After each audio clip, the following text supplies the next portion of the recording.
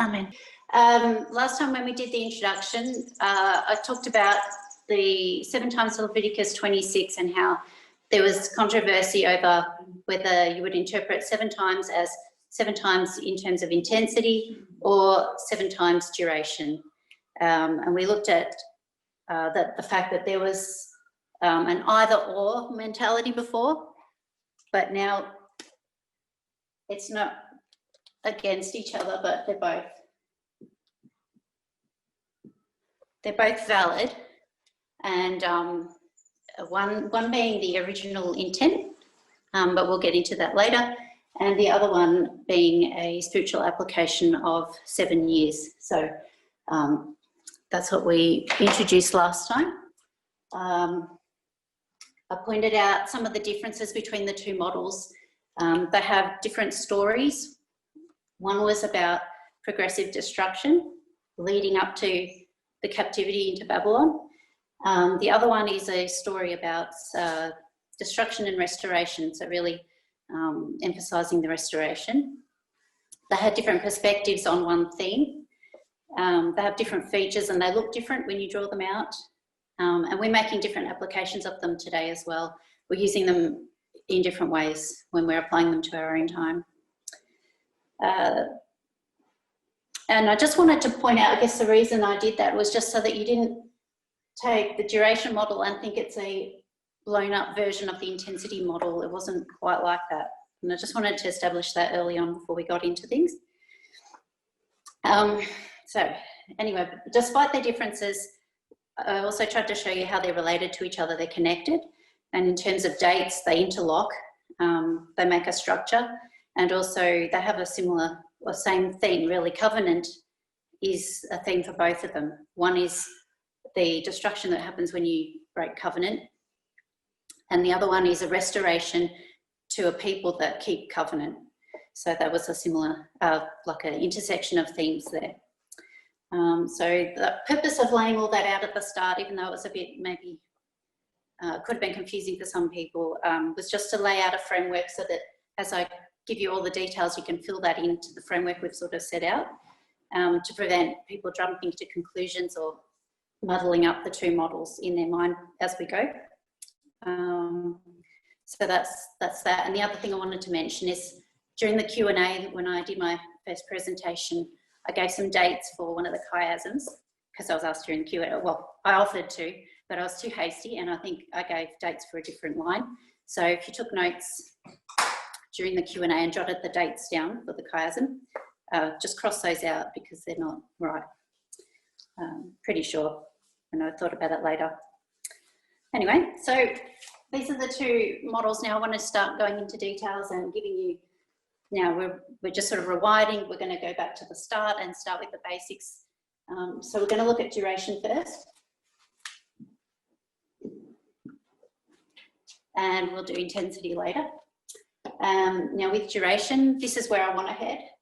This won't be all done today, but this is just giving you an idea of questions you might have in your mind that we will hopefully get around to answering later. First of all, we're doing literal 7 times 2, spiritual 25-20. We're going from literal to spiritual. So we first need to study the literal. So we're going to do that today. We're going to look for literal 7 times in the Bible and see what we can glean from that. I want to talk about what Miller did with that and how he used day for a year and how he ended up with the 25-20.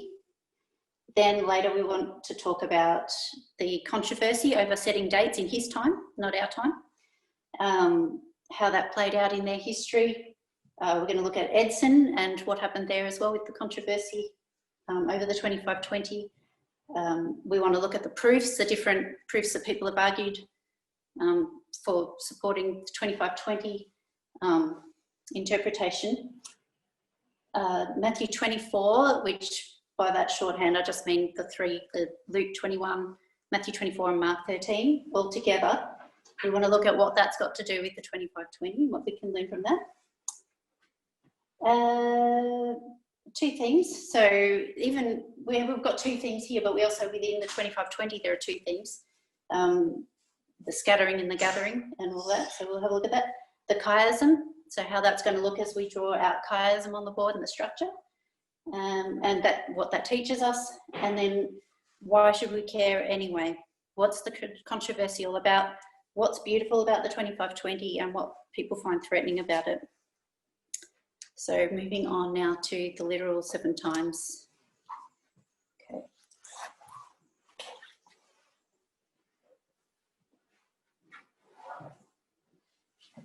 So literal 7 times. If we want to understand the 2520, which is a year for a day principle of the 7 times, we should know what the literal 7 times is first. We usually go from literal to spiritual in order to make the application. So an important part of this is to look at in the Bible. We can gather together all or lots of the different mentions of 7 times or 7 years, put them together and see what we can glean from that. So I'll be doing that this morning. We know that, yeah, we're using prophetic years when we're using 2520. So now we'll just be looking at literal years. And there's also 7 times in the Bible that has to do with intensity, and we'll just be ignoring those for now because they really have more to do with the intensity model. So, okay, so if you've got Bibles, Bible app or eSword, open it up. We'll be going through a few different Bible verses this morning. If you don't have one, that's okay, I'll read them out. So if you go to Deuteronomy chapter 15, starting at verse 1. Deuteronomy 15.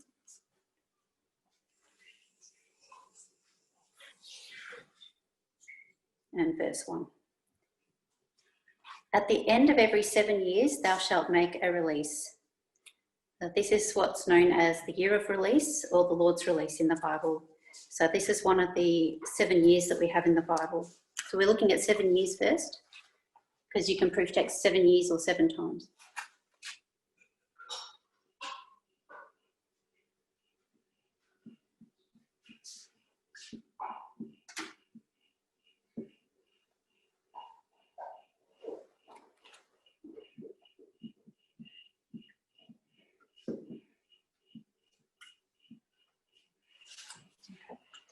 So I'm just writing it up there as a Sabbath cycle, and at the end of that is the Sabbath year. Verse 2, and this is the manner of the release. Every creditor that lendeth aught unto his neighbour shall release it. He shall not exact it of his neighbour or of his brother, because it is called the Lord's release. So from that we gather that people that have been in debt, they get their property back, and there's some restoration there. So we mark restoration.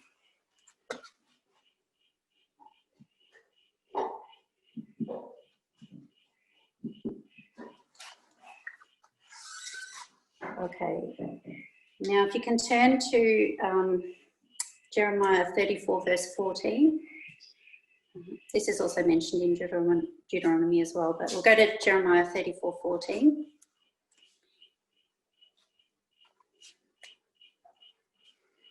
And it says, at the end of 7 years, let ye go every man his brother and Hebrew, which hath been sold unto thee. And when he hath served thee 6 years, thou shalt let him go free from thee. Again, we can see freedom here as the slaves are set free.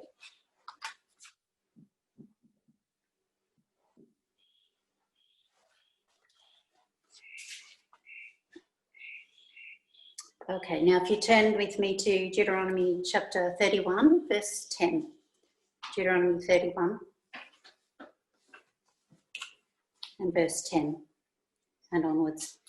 And Moses commanded them, saying, at the end of every 7 years, in the solemnity of the year of release, in the Feast of Tabernacles, when all Israel is come to appear before the Lord thy God in the place which he shall choose, thou shalt read this law before all Israel in their hearing.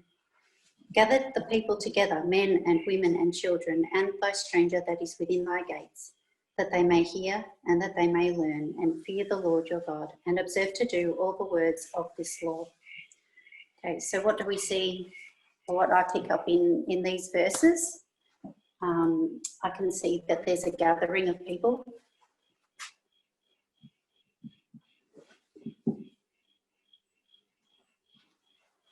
And I can also see that they're reading the law. So the law has something to do with this as well.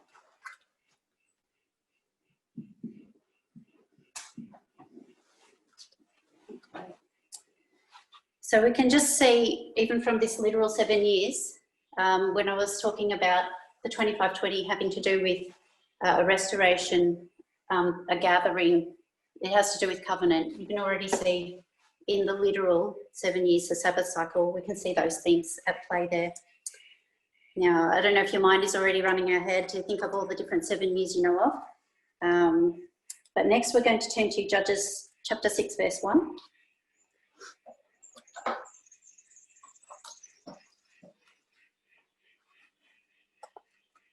And this whole section of that chapter, the beginning part of that chapter, is about the Midianites. So, and the children of Israel did evil in the sight of the Lord, and the Lord delivered them into the hand of Midian for 7 years. So here we see the Midianites dominated the Israelites and punished them for a period of 7 years, seven literal years.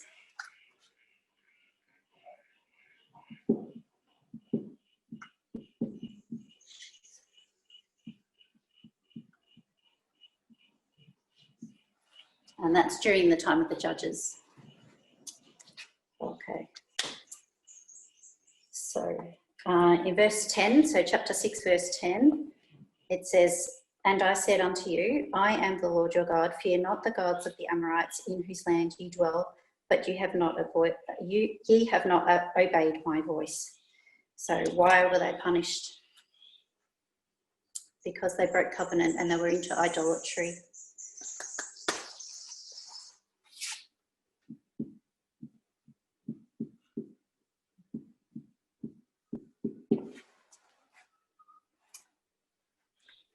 Now we know that they were warned that this would happen in Leviticus 26, even from verses 14 to 17.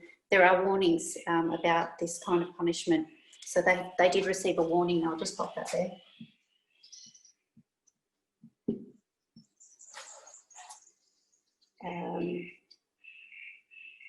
And then at the end of that 7 years, Gideon comes along and there's a restoration.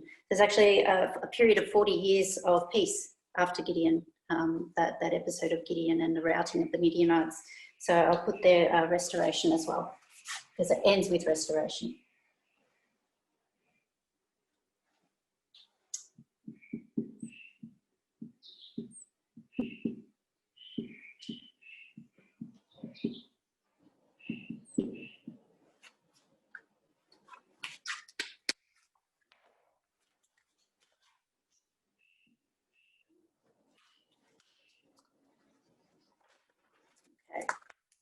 And now we can turn to 2 Kings chapter 8, verse 1.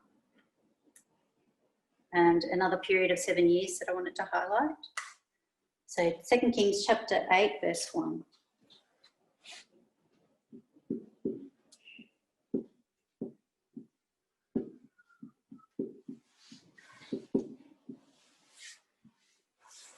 I'm just calling it Elisha's famine for a shortcut.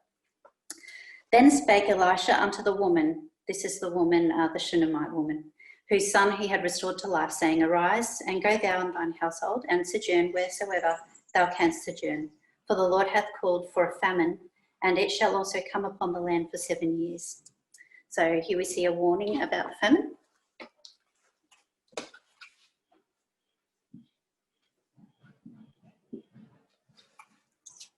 And if you jump down to verse 6, and when the king asked the woman, she told him, I should explain. So the Shunammite's already gone. She's been gone for 7 years. She comes back at the end of the famine.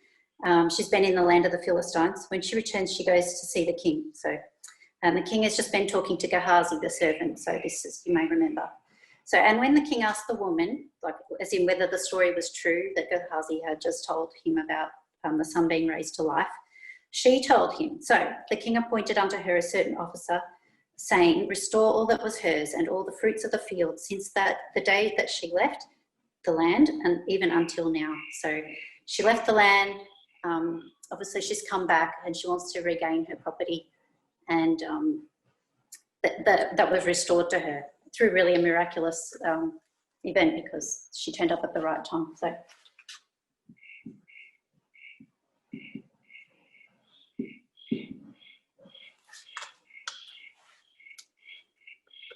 Right. Okay, another one. We've got Nebuchadnezzar.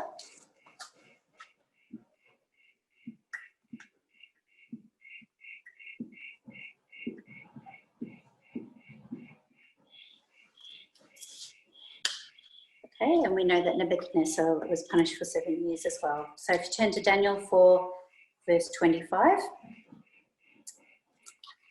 and we can see here he's receiving a warning about this.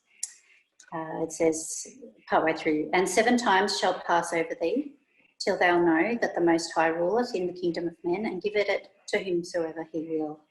So Nebuchadnezzar received a warning.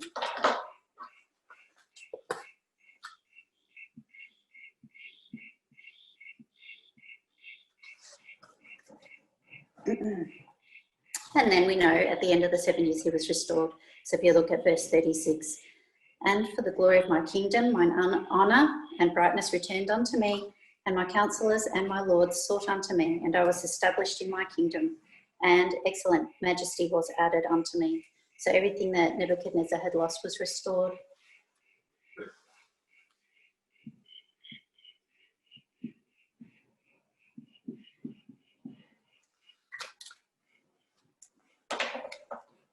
Okay. And another one, there are more than these, but this one here that I want to point out to you is the final week. When we turn to Daniel chapter 9, verse 27.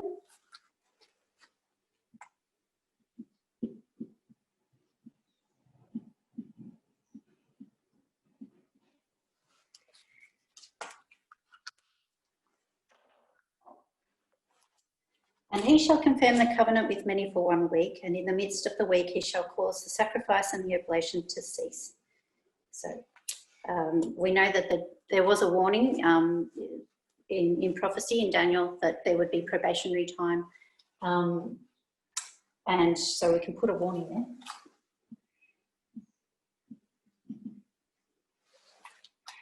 there. It was there to be seen. And then we also see in this one, it's quite special, it's divided up into 2 3.5 periods.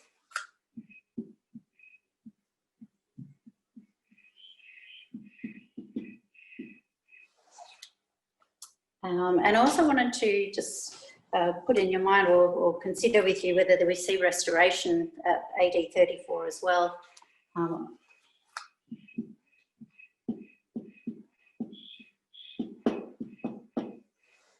One of the reasons I think that you see restoration there is because we know that, well, first of all, we know we're past the cross, and so we're crossing into spiritual applications by this stage too. And we know that the Jewish people were still, even though it wasn't overt and it wasn't with physical idols, that in their mindset they were still involved with the Roman idolatry, or they had still adopted that in their mindset of what kind of king that they wanted, what the kingdom was that they thought. The concept of the Apis bull that they had brought in. So in 34 AD, we do see a group of people coming out of that and maybe having a process of restoration there.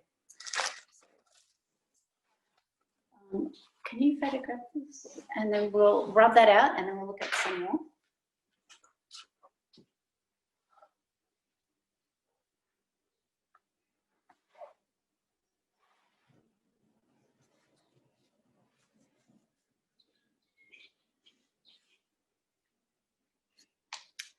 Okay, so if anybody wants a picture of that, I think it's pretty clear here, but if you need a picture, we've got one. You can give it to Terry. So I'll rub that out.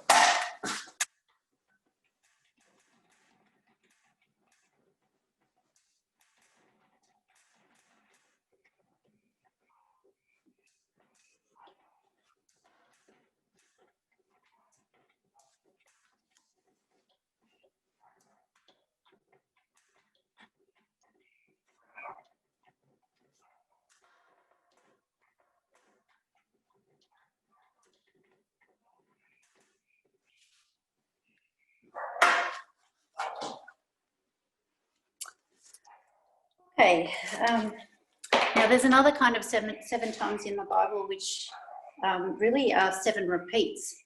So just have a think. I'll write it down first.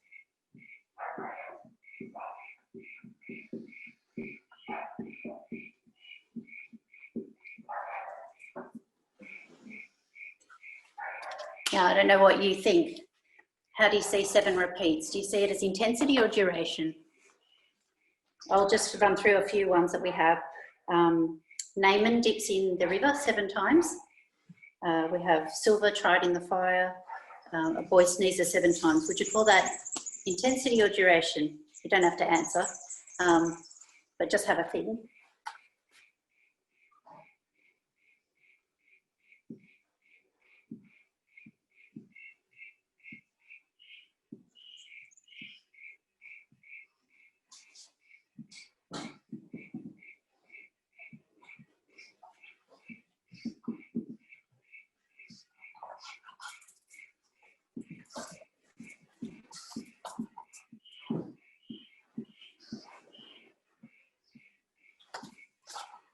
Okay, so if something repeats 7 times, you dip 7 times or you sprinkle the blood 7 times, this is how I view intensity. It's 7 times worse all at once. So when they made the fire 7 times hotter, this is what I'm picturing. It's 7 times worse, but it's all concurrent, it all happens at once.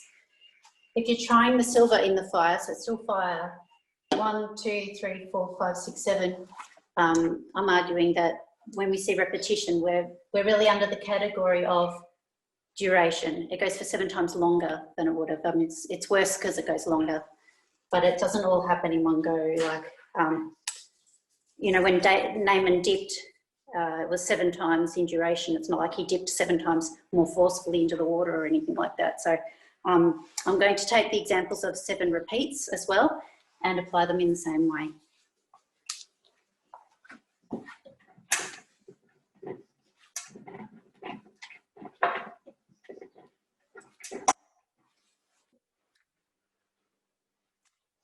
Okay, so we won't go to all the scriptures for this, but we're just going to list them out. So we've got Jacob bowing.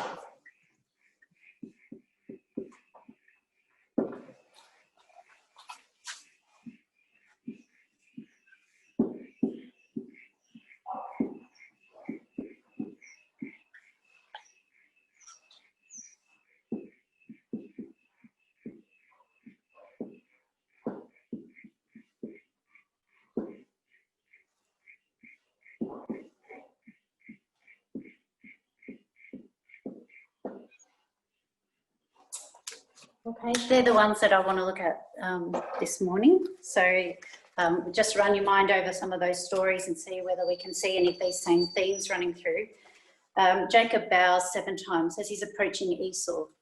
I wonder if you can see that there's a restoration of a relationship with Esau there after he bows 7 times. So.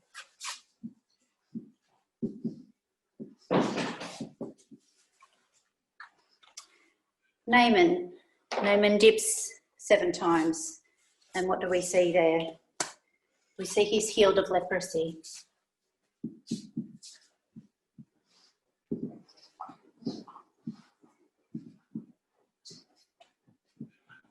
And we know that leprosy in the Bible can be a symbol of sin. Yep. The boy sneezes. Familiar with that story as well.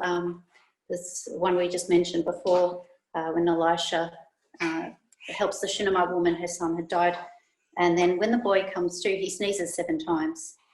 I'm going to put here that we see resurrection.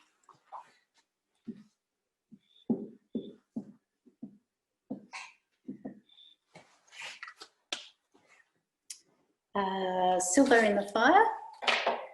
We can see purification. That's a purification process.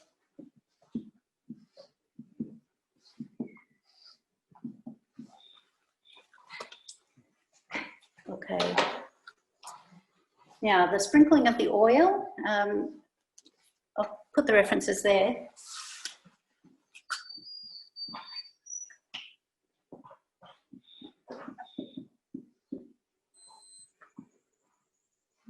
Actually, I'll rub that off in a minute. But that, if you're going to write any notes, you can write down Leviticus 14, verses 16 and 27.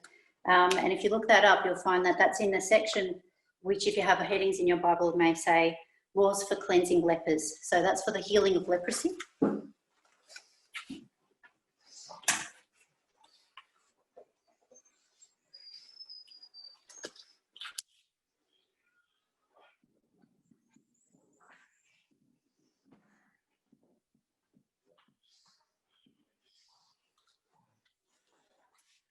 And sprinkling of the blood, we see in these verses.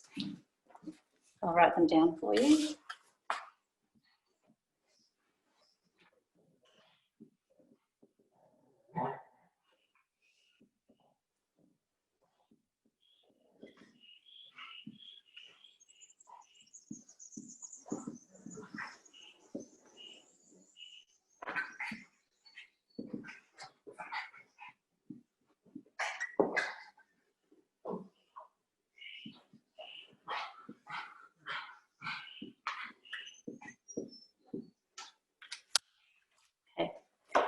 There's lots of mentions of blood being sprinkled 7 times.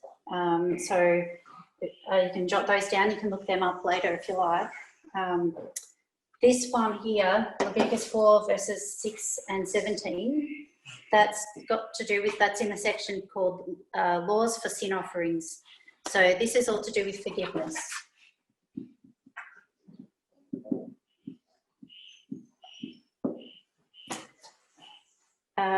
Leviticus 14 verse 7 is the section for laws of cleansing lepers. So again, we've got healing leprosy.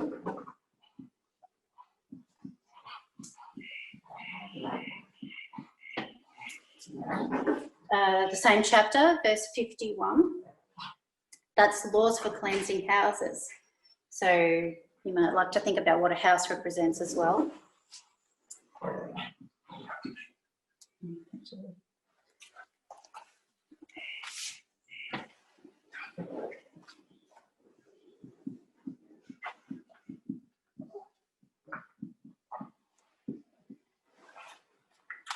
Okay, chapter Leviticus 16, 14 and 19.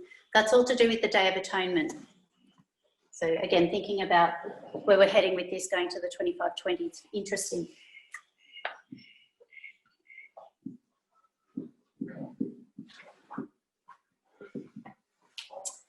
Okay, and in Numbers chapter 19, verse 4, that's laws for purification. So we see purification similar to that one there.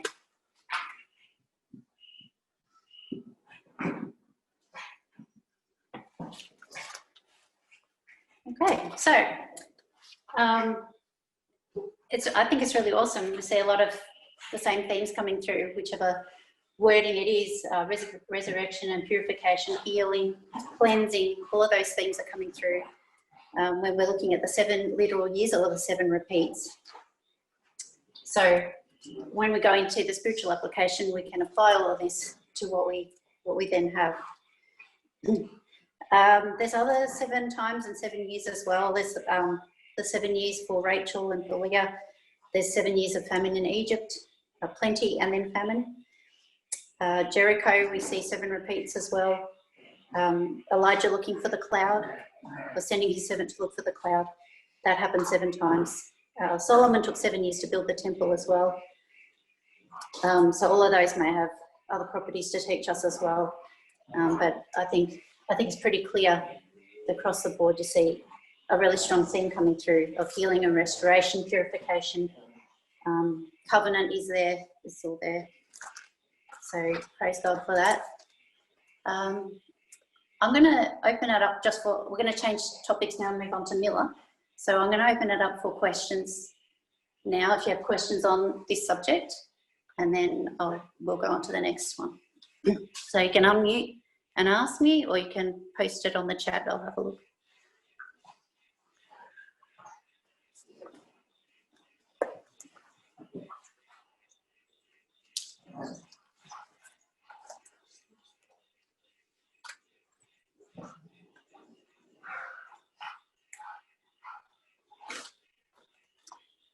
Okay, looks like everybody's okay, no questions?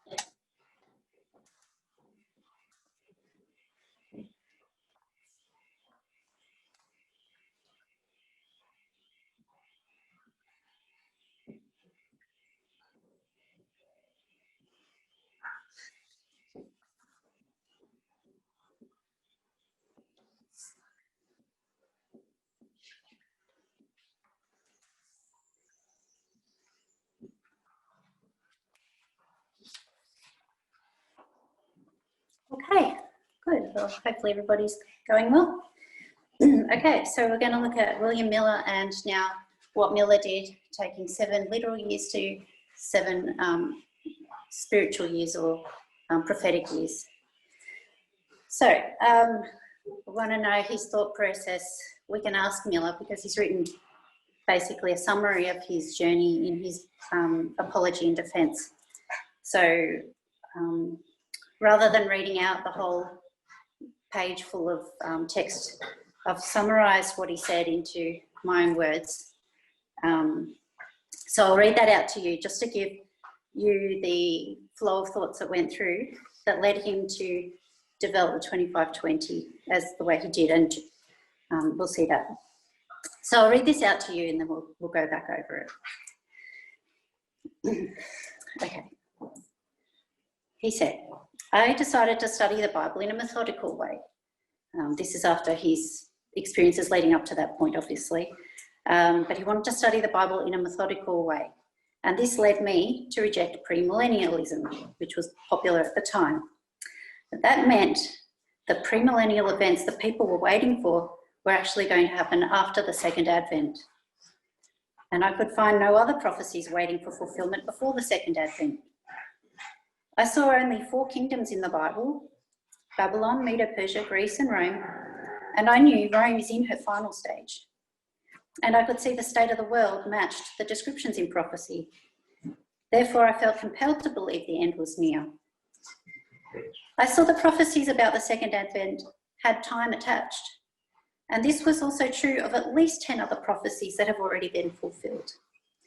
Having seen that all these time prophecies had been fulfilled according to time, and having found 3 time prophecies, the 2300 days, the 7 times, and the 1335, and seeing they all extend to the second advent along with other prophetic periods, I was convinced these time prophecies were revealed by God for my generation, so I felt unable to ignore them.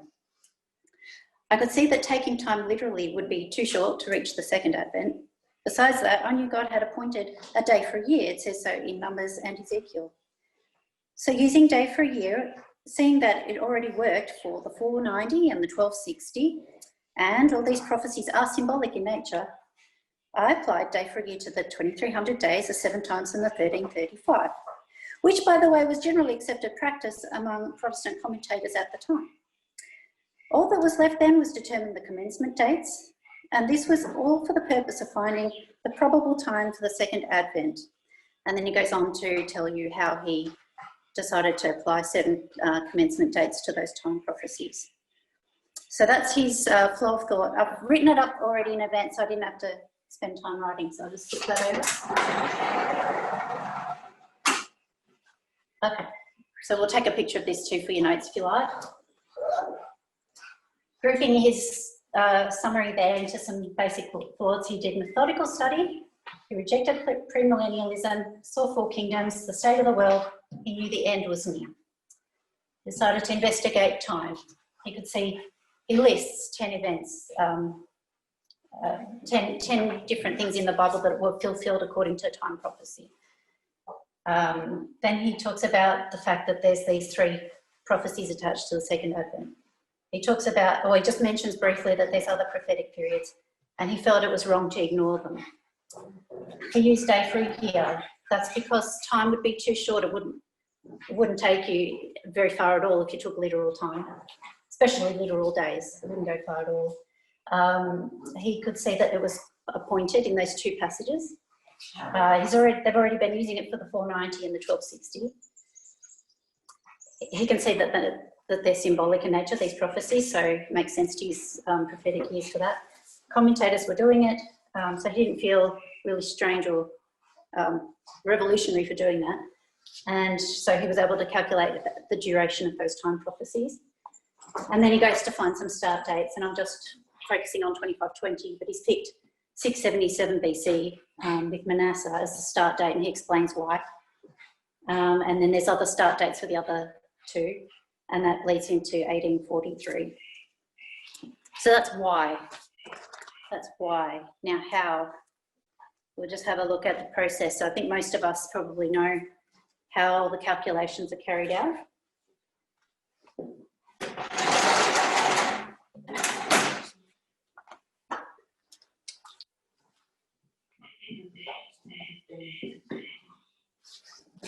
But I'm going to go through this anyway, for anyone who doesn't know, just fairly quickly. Right. So.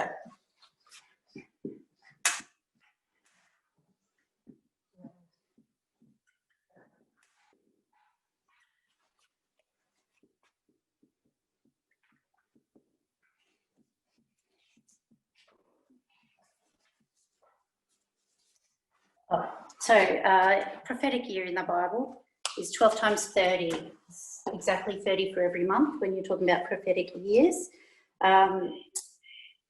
The witnesses that you would have for that is, if you want to jot down,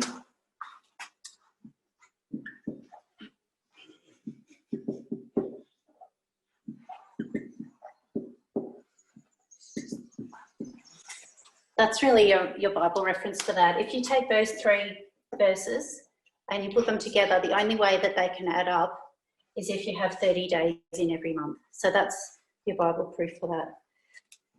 And then we would see that that's 360.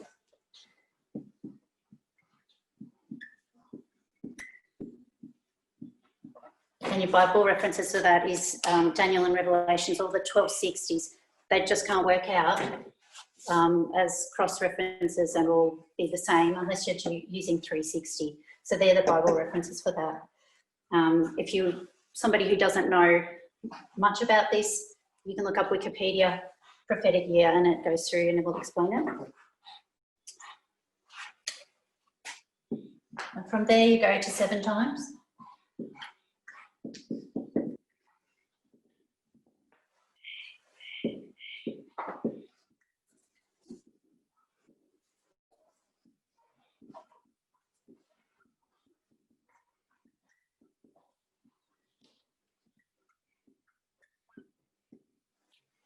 That's just a calculation. It shows you that there's 2,520 days, so we're still at days at this stage. But that's where the 2520 number comes from.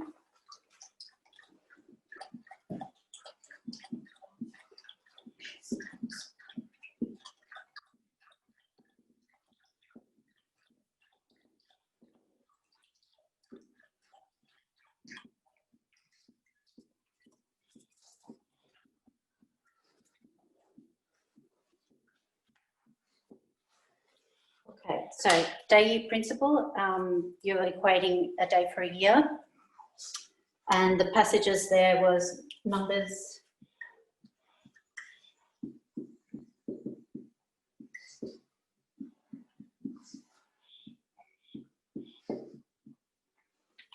So those are the two references, Bible references for that principle. They wandered in the wilderness, 1 year for every day. And here Ezekiel had to lie on his side. 1 day of his lying on his side represented a year. So they're the Bible references. Again, if you're unfamiliar with that, just look that up on Wikipedia. That's why I've quoted it that way. That's exactly how they're titled in Wikipedia. Okay, so from there, you go.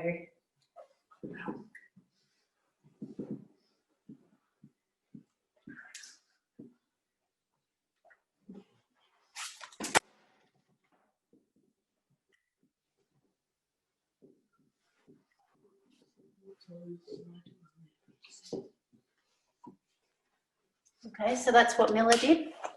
2520 minus 677, 1843. And now what we want to do, which he didn't do,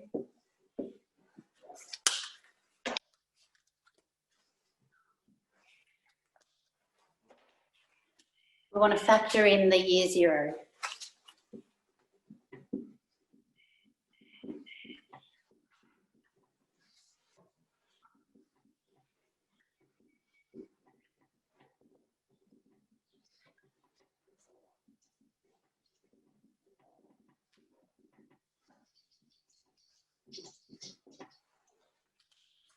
Okay, so that's what we would do today.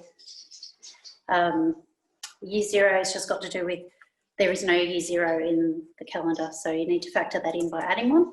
And if you want more information on that, you can look that up as well online. But just because most of us know about that, I won't go into too much detail. So that's how he ended up with 1843 using the 2520. Okay, I'm going to rub that off.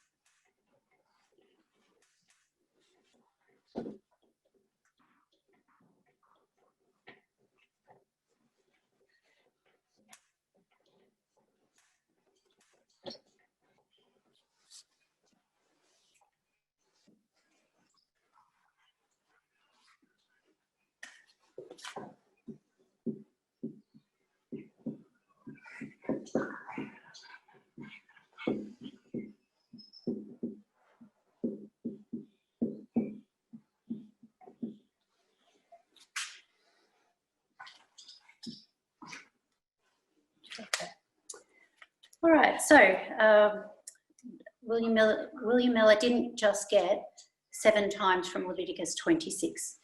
He actually, in his lecture on the typical Sabbath and Great Jubilee, goes into some detail about when Jesus stood up in the temple and he read from the scroll of Isaiah. He actually, Miller said, Jesus stood up and proclaimed the acceptable year of the Lord, and this was fulfilled in their hearing. The reference for that, Jesus reading from the scroll in Isaiah, you can look it up if you like. We can look it up together. If you go to Luke chapter 4 and verse 18.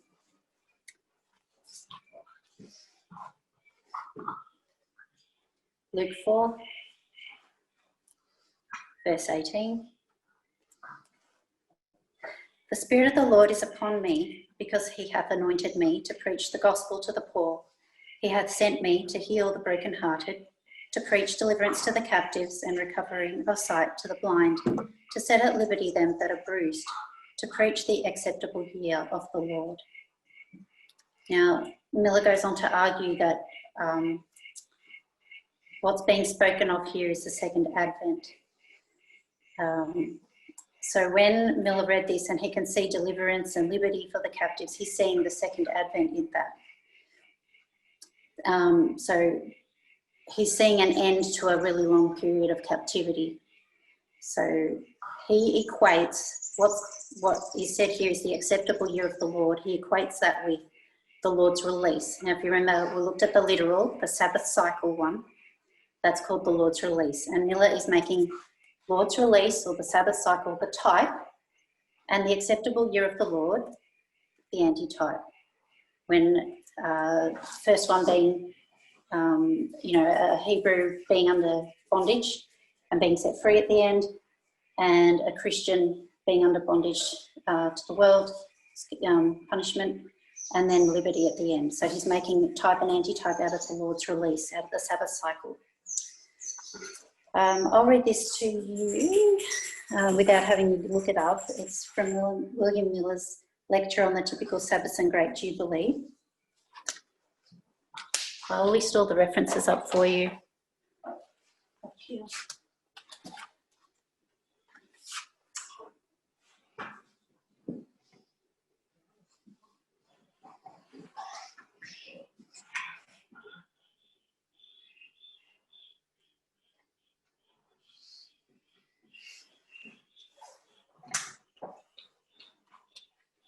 Okay, so this is from page 13, paragraph 1. In these texts, we are taught that at the end of every 7 years, the Jews were commanded to let their Hebrew servants go free and to release all their debtors from their debts. This is called a Sabbath or year of release, and was one of the Jewish Sabbaths, which was typical or a shadow of good things to come. And then he references Colossians 2, where it says shadow of things to come. If then this is a type of time as well as manner, so may we not reasonably suppose that Jesus Christ will deliver his children from their bondage at the end of 7 prophetic years? Surely a shadow must have its substance, and the type must agree with its antitype. So Miller's saying if there's a type, there's going to have to be an antitype, and this is it, the 25:20.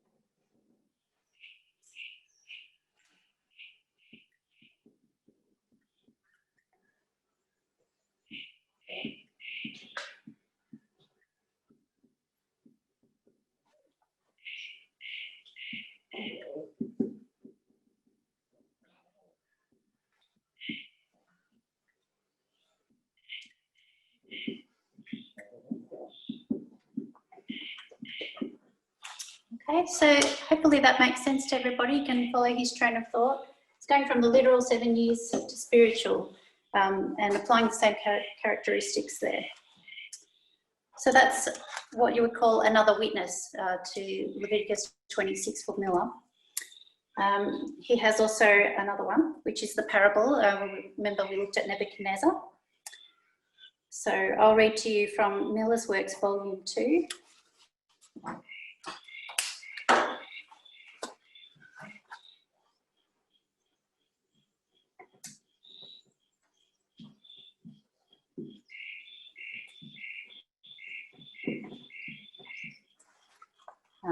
Page 261, paragraph 1. And this is how Miller applied the 7 years of Nebuchadnezzar. This being a matter of history and as an allegory or sample to the people of God for their pride and arrogancy in refusing to be reformed by God and claiming the power and will to do these things themselves, they too, like Nebuchadnezzar, must be driven among the beasts of the field, meaning the kingdoms of the world, until they learn the sovereignty of God and that he dispenses his favours to whomsoever he will.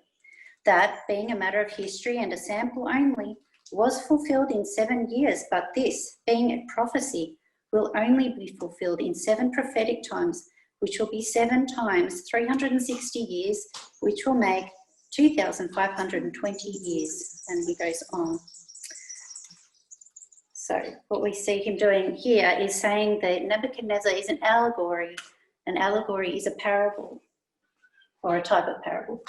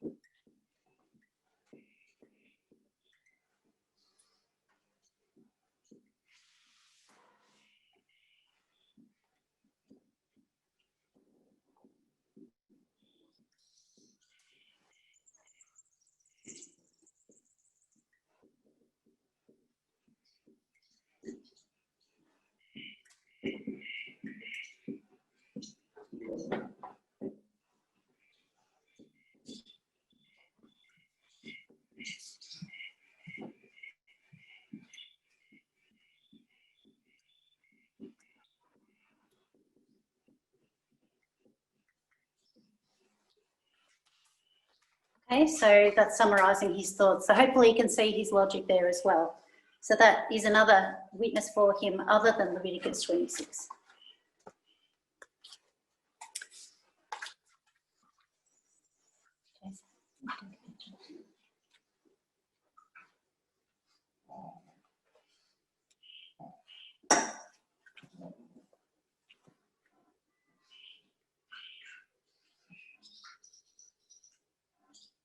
So we've got a small board to keep taking pictures.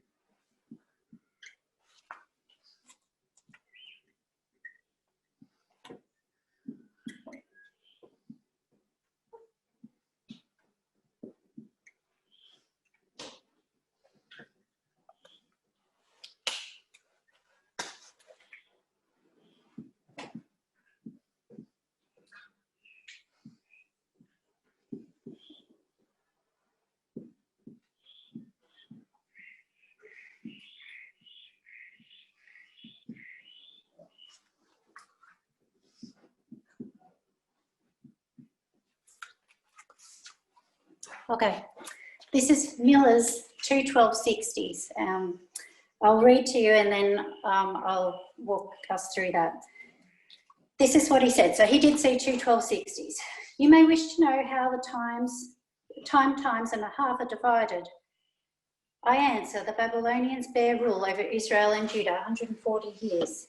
Medes and Persians 205 years. The Grecians 174 years. And the Romans before the rise of papacy 696 years, making in all of the four kingdoms 1,215 years, that section, that the people of God were in bondage to the kings or rulers of these kingdoms.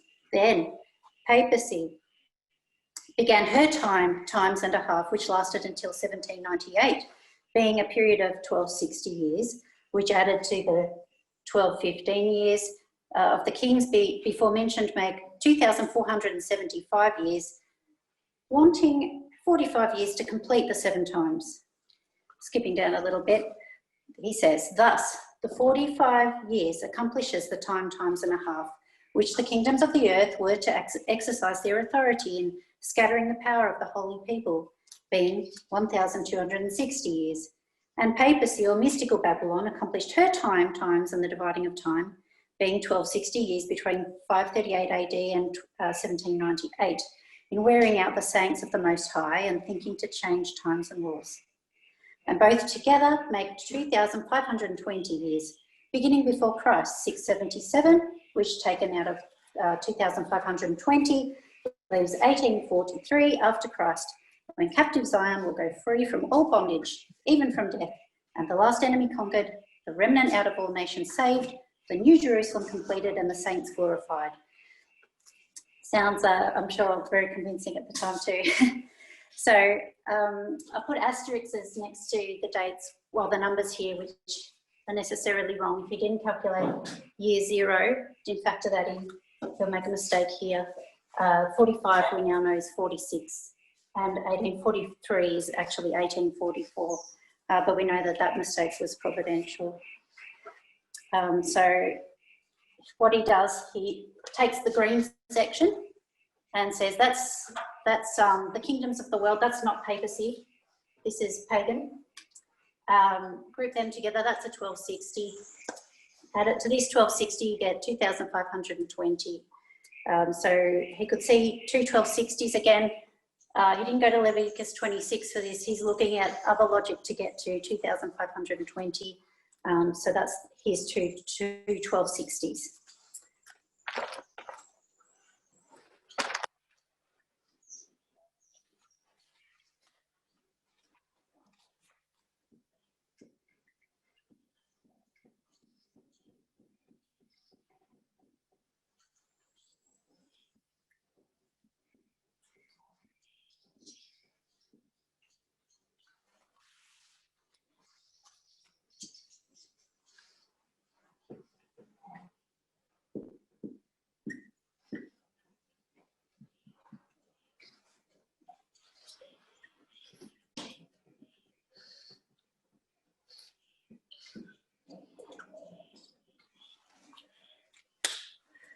Okay, I'll put another asterisk there. BC 722. We would we use 723. But I do want to point out, because he made his year 0 mistake here, if he had 723 here, he wouldn't have come to 1798, and he would have possibly realised that there was a problem. But because he had the wrong date here, he ended up with the right end date. So he, again, missed an opportunity to pick up on the 0 mistake, which I thought was interesting. So it had to be wrong, if the whole, yeah, in some ways. But anyway, I'll read what he said. So this is from the lecture on the typical Sabbath and Great Jubilee.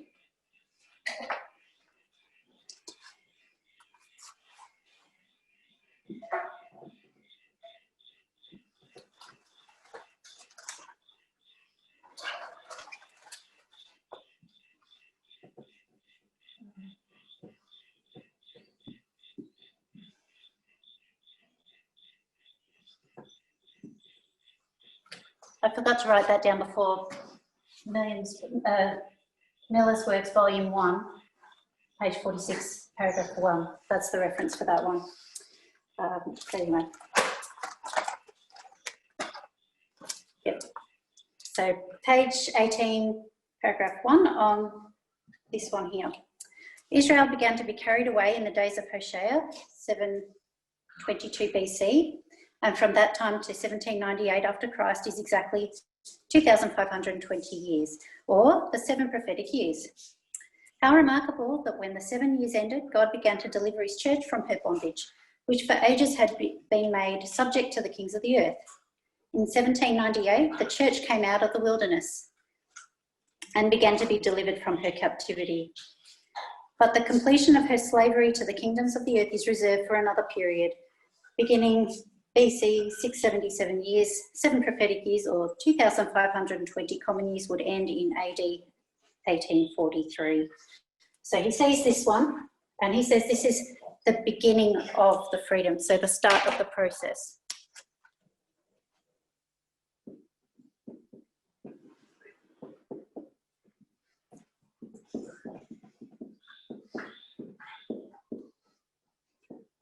So you can see both. You can see 1798, you can see that 2520. This is the start of the release, and this is when it's completely done. The process is complete. So he's focusing on 1843, but he does recognise this one.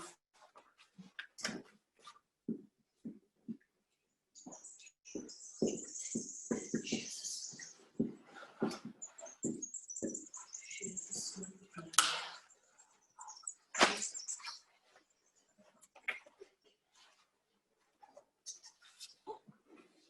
you want to take a photograph of that?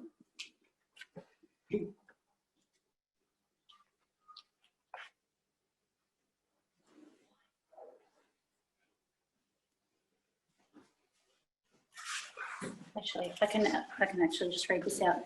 So now,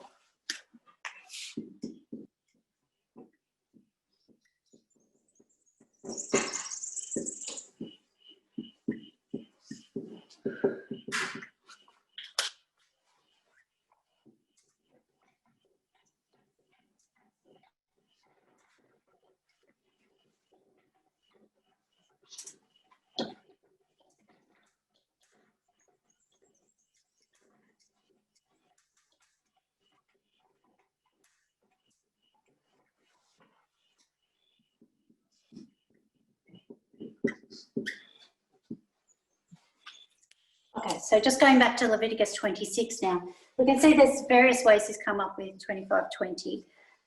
But why does he interpret Leviticus 26 as duration? Why doesn't he interpret that as intensity? So my ideas on that, he was expecting the antitype of a sabbatical year, so he was looking for a 7 prophetic years anyway. Also, he was proof texting in English. So when he looked for 7 times, and he found Nebuchadnezzar was actually phrased 7 times, or this other thing's called 7 years, it was natural for him to see 7 times in Leviticus 26 in the English as being a equivalent term. He wasn't using Hebrew. We know that the Hebrew word is 7, and the word times is supplied now. I'm not sure whether he knew that then.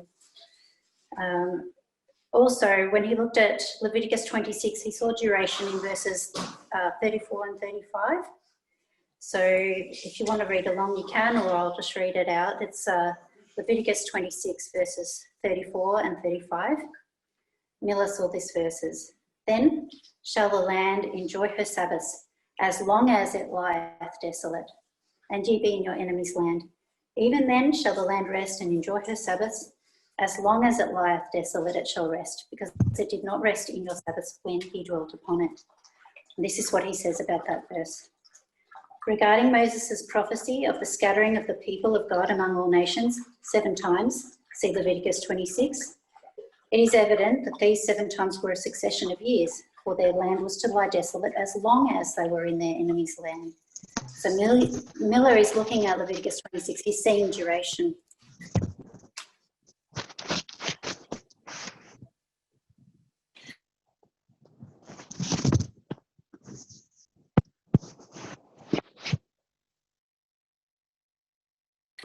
I could unmute myself every time I mute everybody. Okay, so yeah, that's my thoughts. I don't know everything about what Miller said or wrote. In a few weeks, it would take ages to study everything he said and did, and his biographies and everything. But to my knowledge, he saw this as duration. And I think that they're the reasons why. He saw duration in Leviticus 26 in verses 34 and 35. And he was proof texting in English, and he was expecting to find a prophetic period of 7 times as well. Another thing to think about with Miller is why didn't he treat the original tent as just ancient Israel, which we tend to do now. We realise that prophets are writing about their own sort of immediate context, and then we then apply it to us. But Miller didn't do that. Why is that? With Leviticus 26. This is what he says. This is William Miller's rule number 13. To know whether we have the true historical event for the fulfilment of a prophecy, if you find every word of the prophecy, after the figures are understood, is literally fulfilled, then you may know that your history is the true event. But if one word lacks a fulfilment, then you must look for another event or wait its future development. For God takes care that history and prophecy doth agree, so that the true believing children of God may never be ashamed. using that principle, he also comments in Lecture on the Typical Sabbath and Great Jubilee.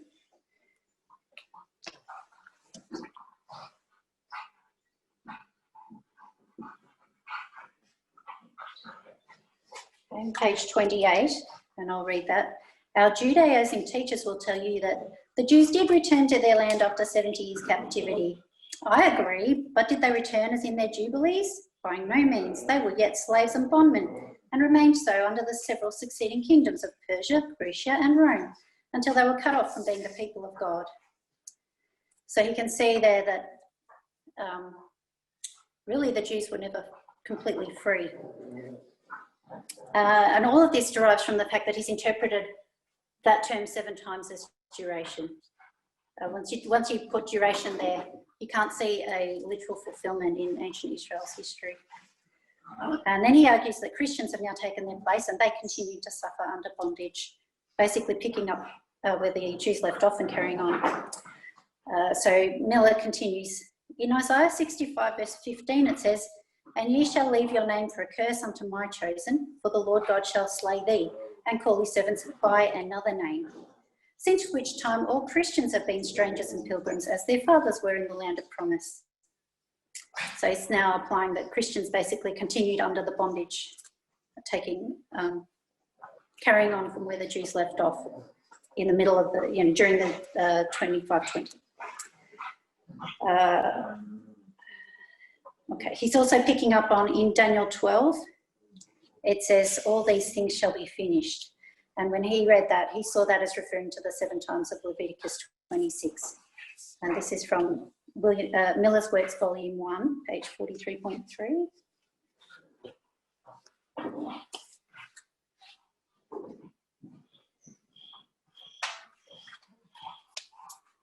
Okay, these 7 times are not yet accomplished, for Daniel says, when he shall accomplish to scatter the power of the holy people, all these things shall be finished.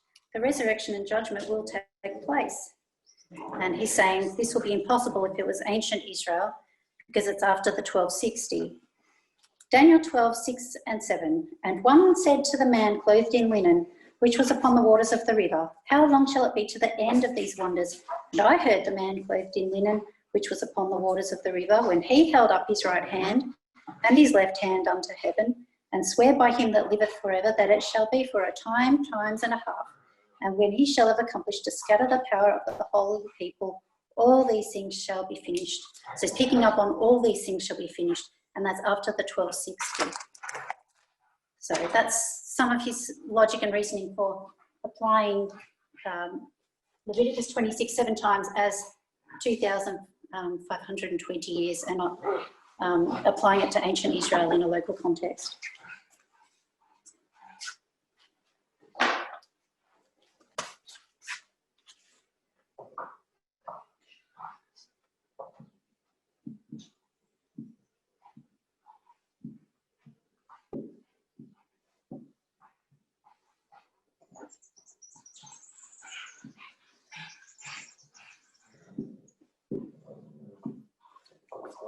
Okay, so all of these things are built into the 2520 reasons why he believed it to be true and understood it the way he did. We have minus 677, 2520, taking you to 1843.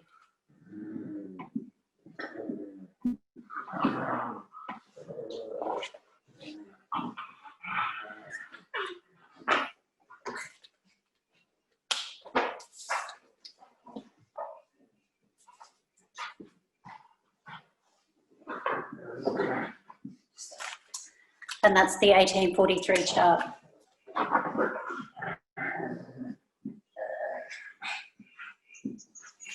Okay, so that's how come he's using this quite extensively in his preaching, the 2520, and it ends up being on his visual guide, which is the 1843 chart. And then when he puts that together with the other time prophecies,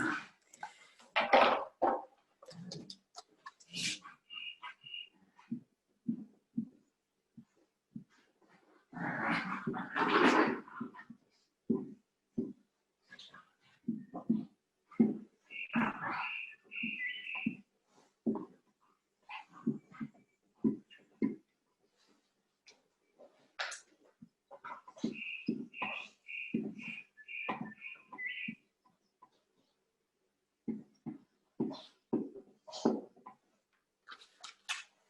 put that together with the other one, so all led him to 1843, which is why they predicted that year.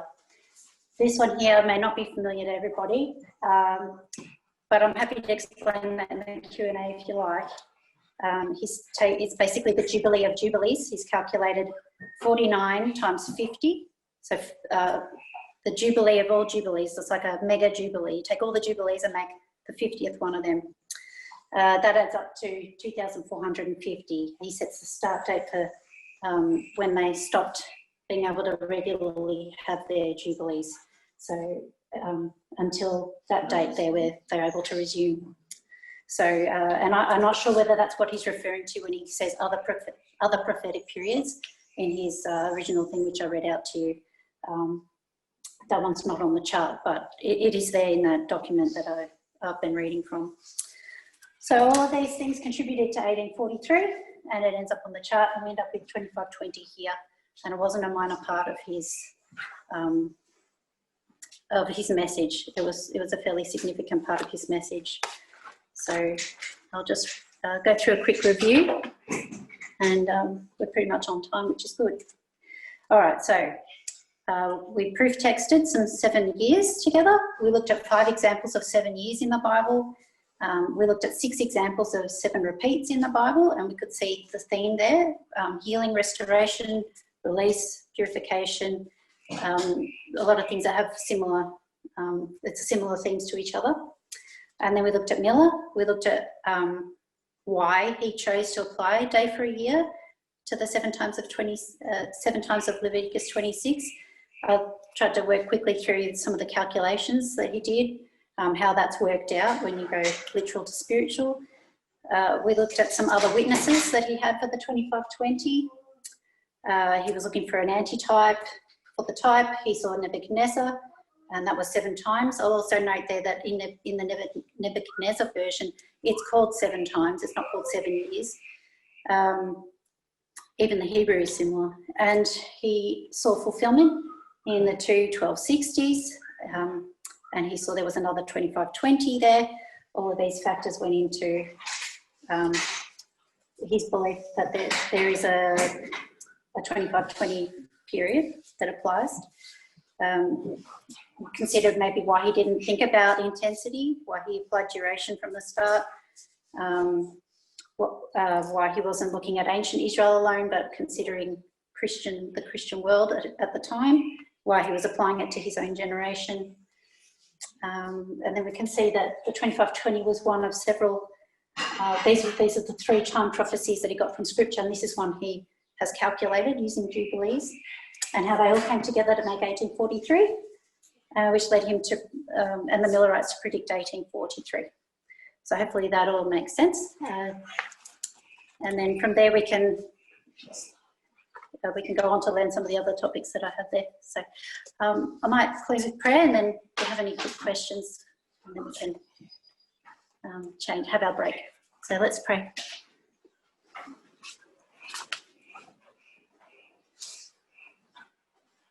Dear Heavenly Father, we thank you for this day. We thank you for your truths. We thank you for the Bible and its great design. Thank you that you have been able to build all these things into your word and into history in a really amazing and profound way, and that we can study them and see more light and see some of your great design there. I would pray that you would help us to remember and understand these things, that they would give us a sure foundation on which to build. I would pray your blessing now. In Jesus' name, amen.